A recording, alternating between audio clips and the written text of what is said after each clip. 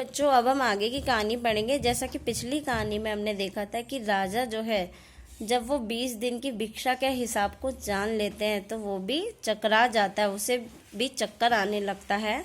और फिर जैसे ही उसे होश आता है तो सन्यासी के पास जाता है और उनके पैरों के पास जाके रोता और गिड़गिड़ाता है। अब हम आगे की कहानी पढ़ेंगे। वह कहता है, दुहाई है सन्यासी महाराज, मुझे इस तरह जान माल से मत मारिए, जैसे भी हो एक समझौता करके मुझे वचन से मुक्त कर दीजिए।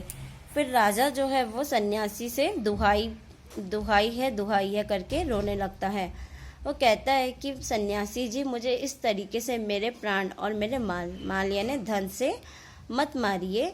एक जैसा भी हो किसी तरीके से बीच का कोई मार्ग निकालो, अर्थात समझौता करो और मुझे इस वचन से मुक्त कर दो, यानी कि आज़ाद कर दो। हम आगे की कहानी पढ़ेंगे। अगर आपको 20 दिन तक भिक्षा दी गई तो राजकोष खाली हो जाएगा, फिर राजकाज कैसे चलेगा। फिर राजा जो है वो सन्यासी से कहता है कि यदि आपको हम इसी तरीके से 20 दिनों तक भिक्षा देंगे तो राजकोष तो पूर्ण रूप से खाली हो जाएगा, और फिर राजा को राजकार्य चलाने के लिए जो धन लगता है वो कैसे होगा। सन्यासी ने गंभीर होकर कहा, इस राज्य में लोग अकाल से मर रहे हैं, मुझे उनके लिए केवल 50,000 रुपये चाहिए। वह रुपया मिलते ही मैं समझूंगा कि मुझे मेरी पूरी भिक्षा मिल गई। अब सन्यासी जो है वो काफ़ी गंभीर हो जाता है और वो कहता है कि इस राज्य में अकाल आया है, लोग अकाल से मर रहे हैं, मुझे केवल आप 50,000 रुपये दे देंगे तो मैं समझूंगा कि आपने मेरी भिक्षा पूरी कर दी है।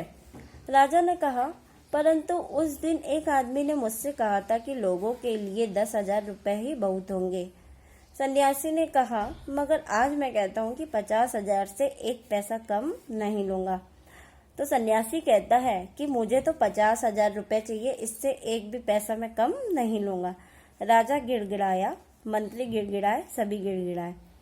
गिड़गिड़ाना यानी सहायता के लिए दीनतापूर्वक प्रार्थना करना। राजा, मंत्री और वहाँ के सभी जो सिपाही वगैरह थे वो गिड़गिड़ाए, मगर सन्यासी अपने वचन पे डटा रहा। आखिरकार लाचार अर्थात मजबूर होकर राजकोष से 50,000 रुपये सन्यासी को देने के बाद ही राजा की जान बची। पूरे देश में खबर फैल गई कि अकाल के कारण राजकोष से 50,000 रुपये राहत में दिए गए। राहत में यानी लोगों की मदद के लिए। सभी ने कहा, हमारे महाराज कर्ण जैसे दानी हैं। और आखिरी में सारी जनता ने राजा का आभार व्यक्त किया और राजा की तुलना कर्ण से की, जो कि एक महादानी कर्ण के रूप में जाना जाता है।